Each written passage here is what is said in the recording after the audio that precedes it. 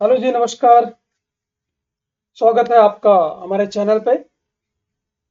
इससे पहले की वीडियोस में हमने बात किया था वायरसेस और लाइकेन के बारे में, पार्ट 1 और पार्ट 2।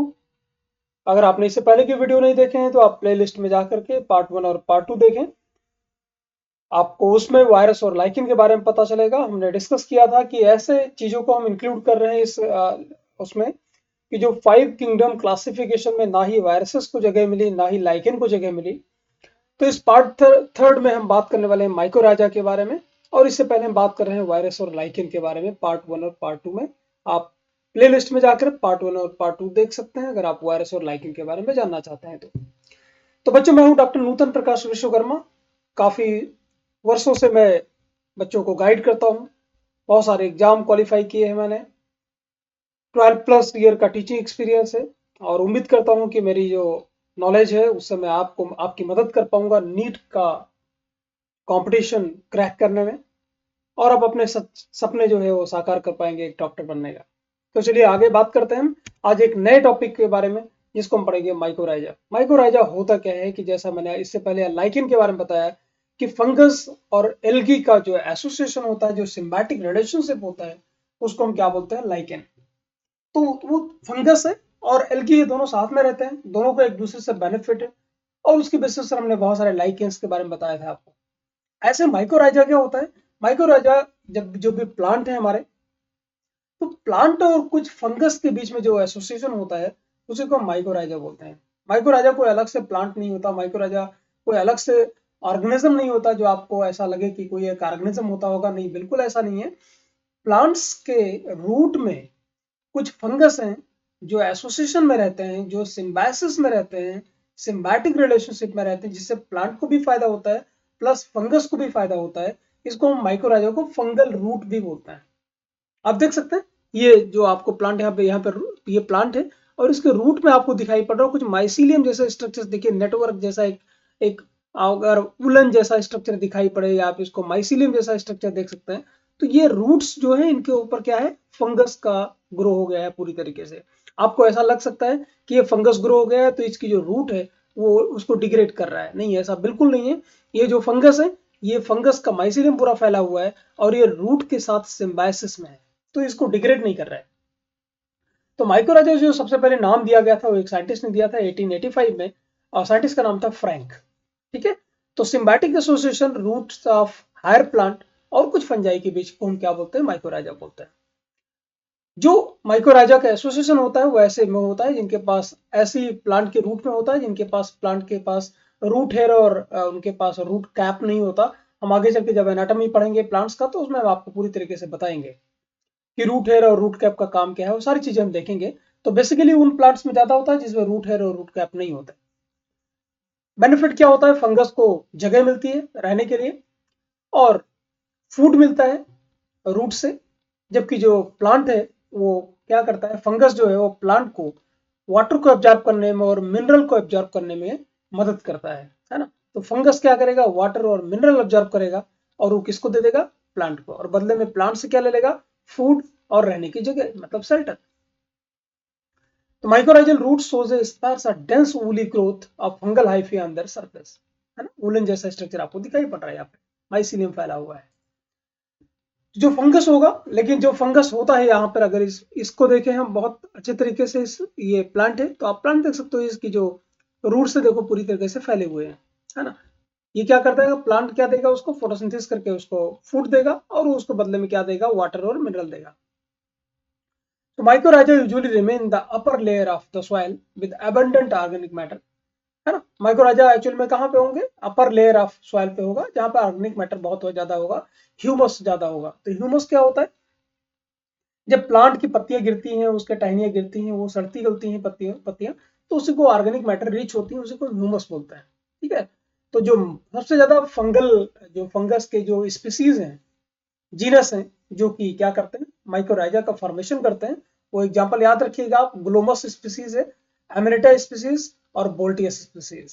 तो ये तीनों याद रखिएगा, है ना। तो ग्लोमस, एमेरिटा एंड बोलेटस। माइक्रोराइजा का काम क्या होगा, ये माइक्रोराइजन फंक्शन क्या होगा, प्लांट में वाटर एब्जॉर्ब करेगा जो फंगल पार्ट है, availability of inorganic nutrient to the plant, plant को इनऑर्गेनिक मटेरियल प्रोवाइड करेगा, मींस मिनरल का ऑब्जॉर्प्शन करेगा। और जो breakdown of organic matter of the soil humus, जैसा मैंने आपको बताया था कि जो पेड़ पौधे की पत्तियां जो गिरती हैं, जो सर्दी गलती हैं, तो ऑर्गेनिक मैटर ज्यादा हो जाता है, उसी को ह्यूमस बोलते हैं। तो उसमें जो भी ऑर्गेनिक मटेरियल होगा उसको जो फंगल पार्ट है वो उसको ब्रेक डाउन करेगा और direct absorption of phosphorus, potassium और कैल्शियम का ऑब्जॉर्ब करेगा और किसको दे देगा, प्लांट की रूट्स को। दूसरा एक काम क्या करेगा, anti microbial substance secreted by the fungus. Fungus क्या करता है, कुछ एंटी माइक्रोबियल सब्सटेंस भी सिक्रेट करता है, जिससे क्या होता है कि जो रूट्स होती हैं प्लांट की, तो जब वो उसके ऊपर एंटीबायोटिक डाल देगा, एंटी माइक्रोबियल सब्सटेंस डाल देगा फंगस जिसमें ग्रो कर रहा है रूट पे, तो वो जो रूट है उसमें किसी दूसरे ऑर्गेनिज्म का क्या नहीं हो पाएगा, इन्फेक्शन नहीं हो पाएगा, है ना। तो एक नेचुरल प्रोटेक्शन प्रोवाइड करेगा इसको दूसरे पैथोजन से। इसका बहुत सारा एप्लीकेशन है इसके सारे, कि जो माइकोराइजल जो है फंगस होता है, तो जो आपकी जो सीड्स आते हैं, तो जब भी फार्मर सीड खरीदने जाता है तो ऑलरेडी उसके ऊपर कुछ कोटिंग की होती है फंगस की। तो वो क्या करेगा, जब भी पौधा जब सीड ग्रो करेगा तो उसके जो रूट हेयर्स होंगे उस पर चिपका होगा फंगस, तो क्या करेगा, वो एक प्रोटेक्शन देगा। तो जो रूट्स प्लांट के आगे बढ़ेंगी जमीन में, तो उनमें इन्फेक्शन नहीं होगा, तो वो जो क्या होगा, वो बचा रहेगा बाकी दूसरे डिजीज से। तो ये भी यूज करते हैं कि कोटिंग कर देते हैं सीड के ऊपर, ठीक है ना। तो आप देख सकते हो, अगर एक प्लांट हम देख सकते हैं कि नो कॉलोनाइजेशन, अगर यहाँ पर माइकोराइजा नहीं है और यहाँ पर माइकोराइजा है, ये हाफ पार्ट हम दिखा रहे हैं बगैर माइकोराइजा के और इधर दिखा रहे हैं विद माइकोराइजा। तो माइकोराइजा जो इसमें नहीं होगा वो क्या होगा, जिसमें फंगल एसोसिएशन नहीं होगा, वहां पे क्या होगा, फास्फेट जो होता है, जिंक है, फास्फेट है, या आप नाइट्रोजन देख रहे हैं, वाटर है ना। तो यहाँ पर फास्फेट का जो है डिप्लीशन हो जाएगा, फास्फेट यहाँ पे कम होगा। फास्फेट का ज्यादा रोल है बच्चों, नीट में सीधा क्वेश्चन आता है कि जो माइक्रोराइजल एसोसिएशन है वो सबसे ज्यादा कौन से मिनरल का एब्जॉर्प्शन करता है, तो वो सबसे ज्यादा है फास्फेट का, बहुत तेजी से एब्जॉर्ब करता है और प्लांट को प्रोवाइड करता है। तो इसके अलावा भी बहुत सारे बेनिफिट आप देख सकते हैं, ये जो increase resistance to foliar pathogens, की जो पौधों की पत्तियां हैं उनमें जो पैथोजेंस लगते हैं, जो डिजीज लगती है, उससे बचाता है। इंक्रीज सॉल्ट टॉलरेंस, इसके अलावा अगर माइक्रोराइजल एसोसिएशन है तो प्लांट सॉल्ट टॉलरेंस, अगर मान लिया मिट्टी में या मिट्टी में जो है अगर सॉल्ट ज्यादा है तो सॉल्ट टॉलरेंस, वो सॉल्ट टॉलरेंट हो जाता है और प्लांट विल्ट नहीं होगा, प्लांट सूखेगा नहीं। उसमें अगर सॉल्ट ज्यादा भी है मिट्टी में तो भी वो ग्रो करेगा, है ना। और दूसरा देखिएगा, ये अमोनिया, ये देख रहे हैं आप, नाइट्रोजन, वाटर, जिंक, फास्फेट, इन सबको क्या करेगा, एब्जॉर्ब करके किसको देगा, प्लांट को देगा। रूट पैथोजेंस, जैसा मैंने आपको बताया था कि एंटी माइक्रोबियल सब्सटेंस भी यहाँ पे डालेगा, तो इससे क्या होगा, उसके रूट को भी क्या मिलेगा, रेजिस्टेंस मिलेगा। Increase resistance to heavy metal toxicity, अगर हैवी मेटल प्लांट में है, अगर मिट्टी में है, तो उससे भी ये समहाउ ये रेजिस्टेंस हो जाता है, रेजिस्टेंस शो करता है। और जैसा आपको बताया रूट पैथोजन से तो उसको फायदा मिलेगा ही। चलिए, ये तो कितने सारे बेनिफिट हो गए हैं ना, एसोसिएशन में जब होता है तो बहुत सारे बेनिफिट मिलते हैं। तो फंगस कैसे फैलता है, प्लांट में किस तरीके का होता है, कहाँ कहाँ पे पाया जाता है, इसकी बेसिस पर हम माइकोराइजा को दो पार्ट में बांटते हैं। पहला एक्टोमाइकोराइजा, या दूसरे को बोलते हैं एंडोमाइकोराइजा। डिफरेंस देखिए, यहाँ पर दो पार्ट में अगेन डिवाइड किया हुआ है। इस साइड में देखिए आपको एक्टोमाइकोराइजा है और लेफ्ट में आपको दिखाई पड़ रहा होगा एंडोमाइकोराइजा। एक्टो मतलब क्या हुआ, एक्टो मतलब बाहर, है ना। तो यहाँ पर आप जो देख रहे हो, ये जो है, ये एक रूट का जो है, ये टीएस काटा हुआ है, ट्रांसफर सेक्शन। तो आप देख सकते हो ट्रांसफर सेक्शन है यहाँ पे। तो इसमें आप देख सकते हो कि ये जो पार्ट आपका माइसिलियम वाला पार्ट, ये सारा बहुत सारा पार्ट आप देख रहे हैं, ये एक्चुअल में पार्ट किसका है, फंगस का है। तो इसके चारों तरफ देखो एक कवरिंग कर लिया, इसको मेंटल का फॉर्मेशन कर लिया, MANTLE। मेंटल मतलब एक कवरिंग बना लिया है ना, एक आवरण बना लिया है बहुत सारा। जबकि यहाँ पर देखोगे, यहाँ पर मेंटल का फॉर्मेशन नहीं हुआ है। तो एक डिफरेंस तो ये होगा कि जो एक्टोमाइक्रोराइजा होता है वो सरफेस पे ज्यादा होता है। और ये क्या काम करता है, ये जो दो सेल्स हैं, ये सेल के बीच में जो जगह है उसको बोलते हैं इंटरसेलुलर स्पेस, है ना। सेल के बीच में जगह को क्या बोलते हैं, इंटरसेलुलर स्पेस। तो ये इसके जो हाइफी है, जो फंगस की हाइफी है, वो अंदर भी पेनेट्रेट कर जाती है। ये रीजन जो देख रहे हो, ये वैस्कुलर बंडल है। ये जो रीजन है ये कॉर्टेक्स का रीजन है। तो ये जो हाइफी है, ये कहाँ पे पहुंचेगी, आपके इंटरसेलुलर स्पेस के बीच में स्प्रेड हो जाएगी। मतलब इस सेल को पंचर नहीं करेगी, ये इंटरसेलुलर स्पेस है, वहां तक अपने हाइफी को डाल देगा, ठीक है ना। जबकि यहां पर अगर आप देखें एंडोमाइकोराइजा इसे क्यों बोलते हैं कि ये मेंटल का फॉर्मेशन नहीं करता, आवरण नहीं बनाता है, इसके बाहर कवरिंग नहीं बनाता, जबकि ये काम क्या करता है, इंटरसेलुलर स्पेस में तो रहेगा ही, साथ में इंट्रासेलुलर स्पेस जो है, इंट्रासेलुलर मतलब ये सेल को भी पंक्चर कर देता है, सेल के अंदर भी अपने हाइफी डाल देता है। तो ये डिफरेंस हुआ। अगर हाइफी है, अगर दो सेल के बीच में फैली हुई है तो उसको बोलेंगे एक्टोमाइकोराइजा, और जबकि एंडोमाइकोराइजा के केस में क्या होगा, जो हाइफी होगा वो रूट की सेल को पेनिट्रेट भी कर देता है। ये बहुत इंपॉर्टेंट डिफरेंस है। इसी के बेसिस पर मतलब क्या हुआ, फंगस जो है वो कहाँ पे स्प्रेड है, इसके बेसिस पर या तो कुछ जो प्लांट्स होंगे उनके अंदर उनको हम एक्टोमाइकोराइजल एसोसिएशन बोलेंगे, और कुछ के अंदर हम क्या बोलेंगे, एंडोमाइकोराइजा। ठीक है ना, एंडोमाइकोराइजा वाला जो ऐसा है ये ज्यादा कॉमन होता है। चलिए आगे बढ़ते हैं। तो एक्टोमाइकोराइजा को एक नाम से और भी बोलते हैं, इसको बोलते हैं एक्टोट्रॉफिक भी बोलते हैं माइकोराइजा। तो आपको एग्जाम में एक्टोमाइकोराइजा है या एक्टोट्रॉफिक माइकोराइजा है, आपको कंफ्यूज नहीं होना है। तो the root cell feed the fungal hyphae by secreting sugar. यहाँ पे क्या कहता है, जो रूट है, ये जो आप देख सकते हो एक्टोमाइकोराइजा, तो ये जो रूट सेल है ऑटोमेटिकली ये न्यूट्रिशन है ये सिक्रेट कर देती है इंटरसेलुलर स्पेस में, और ये आउटसाइड, तो ये इसको इसको शुगर वगैरह जो भी इसका न्यूट्रिशन है इसको मिल जाता है। ठीक है ना, तो ये इसको दे देती है तो ऑटोमेटिकली इसको मिल जाता है। तो जब कोई चीज आसानी से मिल जा रही है तो उसको पेनेट्रेट करने की क्या जरूरत है, जबरदस्ती लेने की क्या जरूरत है। ये यहीं पे ये क्या करेगा, ये हाइफी फैला हुआ है, और यहाँ से सुक्रोज क्या आई मीन ये जो शुगर वगैरह जो भी है उसका न्यूट्रिशन है इसको सिक्रेट कर देगी और ये एब्जॉर्ब कर लेगा। ठीक है ना, और बदले में क्या दे देगा, ये इसको वाटर और न्यूट्रिशन, वाटर और मिनरल, ये सारी चीजें दे देगा प्लांट को। The fungal hyphae in turn increase the total surface area of the root for absorption of mineral, है ना। ये ऐसा करते क्यों है, एसोसिएशन होता क्यों है, तो कि ऐसे केसेस में जो रूट है, अगर प्लांट की रूट है अगर बहुत डेवलप नहीं है तो वही क्या करेगा, जो हाइफी हो, जो फंगस वाला पार्ट है वो बहुत फैल जाएगा, तो उसका सरफेस एरिया बढ़ जाएगा और ज्यादा से ज्यादा वाटर को और मिनरल को एब्जॉर्ब करके वो प्लांट को दे पाएगा। और जितने भी फंगल पार्टनर्स होते हैं वो ज्यादा से ज्यादा देखा गया है कि बेसिडियोमाइसीट्स के होते हैं, और अगर उसे स्पीसीज की बात करें तो क्लेवेटिया और Amanita. The maximum fungal hyphae live in the cortex of the root. जैसा आपको पता था कि जो फंगल हाइफी होंगे तो वो कहाँ पे जाएंगे, कॉर्टेक्स में ही रहेंगे। आप देख सकते हैं यहाँ पर देखो कॉर्टेक्स रीजन में ही है, वैस्कुलर रीजन जो वैस्कुलर बंडल आपका जाइलम फ्लोएम है वो छूटा हुआ है, वहां तक नहीं पहुंचते। The maximum fungal hyphae live in the cortex of the root mostly in the intercellular space. और अगर एग्जांपल देखें कि कहाँ कहाँ पर पाया जाता है एक्टोमाइकोराइजा, तो पाया जाएगा आपका यूकेलिप्टस जिसको हम नीलगिरी बोलते हैं, है ना। नीलगिरी के पेड़ आपने देखे होंगे, बड़े बड़े से होते हैं। यूकेलिप्टस, ओक, पीच, पाइनस, है ना, पाइन, तो इन सब में एक्टोमाइकोराइजा पाया जाता है। अब हम बात करते हैं एंडोमाइकोराइजा की, या एंडोट्रॉफिक माइकोराइजा बोलते हैं।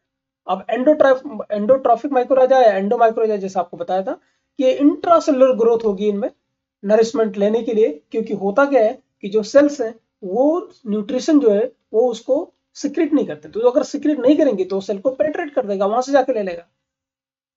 सम fungal hyphae either enter intracellularly in cortical cell of root, क्यों करते हैं, ताकि वहां से न्यूट्रिशन ले सके। अब जो इंट्रासेलुलर फंगल हाइफी है ये कुछ अनब्रांच्ड एक नॉब जैसा घुंडी जैसा स्ट्रक्चर बनाता है, जिसको वेसाइकिल बोलते हैं ना, या ऐसा बोल सकते हैं सैक थैले जैसा स्ट्रक्चर होता है जिसमें न्यूट्रिशन को एब्जॉर्ब क्या कर लेता है, स्टोर कर लेता है। ये जो फंगस है, फंगल पार्ट है, वो क्या करता है, वेसाइकिल जैसा या सैक या थैले जैसा स्ट्रक्चर होता है जिसको बोलते हैं वेसाइकिल। और ब्रांच ट्री लाइक स्ट्रक्चर इसको बोलते हैं आर्बस्कुल। आर्बस्कुल क्यों बोलते हैं, उसको बनाता है for funnelling them into root system, root system में डालने के लिए, फनल करने के लिए एक स्ट्रक्चर बनाता है, इसको बोलता है आर्बस्कुल। मैं आपको फिगर दिखाता हूँ, ज्यादा क्लियर होगा। आप देखिए यहाँ पर एक सेक्शन दिखा रहा है आपको, ये आप देखिएगा, ये जो प्लांट का रूट सिस्टम है उसको पूरा दिखा रहे हैं। तो ये अगर कॉर्टेक्स रीजन है, बाहर का एपिडर्मिस है, उसके अंदर आएगा हाइपोडर्मिस, फिर आएगा कॉर्टेक्स, है ना। तो ये कॉर्टेक्स वाला पूरा रीजन है। तो कॉर्टेक्स में देखिएगा ये पेनिट्रेट किया हुआ है, देखो अगर ये और नीचे जाएंगे तो आपको जाइलम फ्लोएम मिल जाएगा, वहां तक तो पहुंचेगा नहीं। तो आप देख सकते हो यहाँ पे क्या दिया हुआ है, देखिए ये आर्बस्क्यूल बन गया, ये हाइफी है, ये हाइफी फैला हुआ है, और ये आर्बस्क्यूल, ये बोला हाइफी। तो ये जो न्यूट्रिशन वगैरह होगा यहाँ से लेगा, तो अपना जो न्यूट्रिशन प्लांट से इसने लिया है आर्बस्क्यूल के, ये गुच्छे जैसा स्ट्रक्चर बन गया है ना। तो ये क्या करेगा, ये जो भी न्यूट्रिशन एब्जॉर्ब करेगा प्लांट से वो किस में डाल लेगा, वेसाइकिल में स्टोर कर लेगा। तो चूंकि वेसाइकिल इसमें बनता है और आर्बस्किल बनता है, इसलिए इसको हम क्या बोलते हैं, एक नाम देते हैं वेसाइकल आर्बस्कुल माइकोराइजा, है ना। तो वेसाइकल या इसको वैम बोलते हैं, वेसिकुलर अर्बस्कुलर माइकोराइजा। तो एग्जाम में क्वेश्चन आता है कि जो वैम एसोसिएशन है वो किसमें पाया जाता है, तो आपका आंसर क्या होगा, एंडोमाइकोराइजा। और बहुत डिटेल में जाने की जरूरत नहीं नीट लेवल पर, अगर आप एनसीईआरटी में देखेंगे तो बहुत कम दिया हुआ है इसके बारे में, लेकिन इतना अगर आप पढ़ लेंगे तो नीट के लिए बहुत है। आपको इतना याद रखना है, वेसिकुलर अर्बस्कुलर माइकोराइजा किसमें पाया जाता है, वो होगा एंडोमाइकोराइजा। चलिए देखते हैं एंडोमाइकोराइजा किसमें ज्यादा कॉमन है। तो देखेंगे एंडोमाइकोराइजा में जो फंजाई होते हैं, वो जो मेंबर्स होते हैं वो ज्यादा से ज्यादा जाइगोमास्टिस के होते हैं, है ना। एग्जांपल देखिएगा, जैसे जाइगोमास्टिस के एग्जांपल देखिए, कॉर्टिकम, राइजोक्टोनिया। और जो एंडोमाइकोराइजा ऑर्किड में सबसे ज्यादा किसमें पाए जाते हैं, ऑर्किड में। कुछ बेसिडियोमाइसिस के भी मेंबर पाए जाते हैं ये एंडोमाइकोराइजा में, इसका नाम है आर्मिलेरिया, है ना। तो ऑर्किड आप पता होगा, बड़ा ब्यूटीफुल प्लांट्स होते हैं, बहुत ब्यूटीफुल प्लांट्स होते हैं, इनमें हाइग्रोस्कोपिक इन नेचर होता है। आगे चल के इसके बारे में और बात करेंगे हम। तो ऑर्किड है जिनको हम डेकोरेशन में यूज करते हैं। तो ऑर्किड के फ्लावर जो बहुत ब्यूटीफुल होते हैं, इनका जो ग्रोथ है ये पॉसिबल ही नहीं है कि बगैर फंगस के ग्रो कर पाए। तो इनके अंदर किसके क्या होते हैं, आर्मिलेरिया होते हैं। कौन से ग्रुप को बिलोंग करते हैं, बेसिडियोमाइस्टिस। तो इतना माइकोराइजा के लिए काफी है। अगर आप इसे पढ़ लेंगे तो बहुत आराम से, अगर नीट का कोई भी क्वेश्चन आएगा माइकोराइजा से, तो आप सॉल्व कर पाएंगे। तो उम्मीद करता हूँ ये वीडियो आपको पसंद आएगा। अगर आपको नए नए और वीडियोस पढ़ने हैं, पूरा नीट का सिलेबस पढ़ना है मेरे साथ, तो आप सब्सक्राइब कर सकते हैं, ताकि जब भी मैं वीडियो अपलोड करूं तो आपको उसका नोटिफिकेशन सबसे पहले मिले। अगर आपको वीडियो पसंद आया हो तो आप लाइक कर सकते हैं, और हाँ, अपने दोस्तों के साथ इसे शेयर जरूर करें, ताकि जो अच्छी एजुकेशन है वो सबको मिले। अगर आपको नोट्स चाहिए जो मैं पढ़ा रहा हूँ, अगर आपको नोट्स चाहिए आपके प्रिपरेशन के लिए, तो आप मुझे संपर्क कर सकते हैं, और हमारी टेस्ट सीरीज भी ज्वाइन कर सकते हैं, ताकि आपको पता चले कि आपकी प्रिपरेशन कितनी हुई है, और आप एक जो एमबीएस है जो एग्जाम का नीट का, वो आपको मिल सके। तो मिलते हैं जल्दी नए पार्ट के साथ। अभी तक मोनेरा खत्म किया, प्रोटिस्टा खत्म किया, फंजाई खत्म किया, फिर हमने उसके बाद वायरस, माइकोराइजा और लाइकेन खत्म किया। अब हम नेक्स्ट वीडियो में जल्दी मिलेंगे प्लांट किंगडम के साथ। तब तक के लिए टेक केयर, नमस्कार, जय हिंद।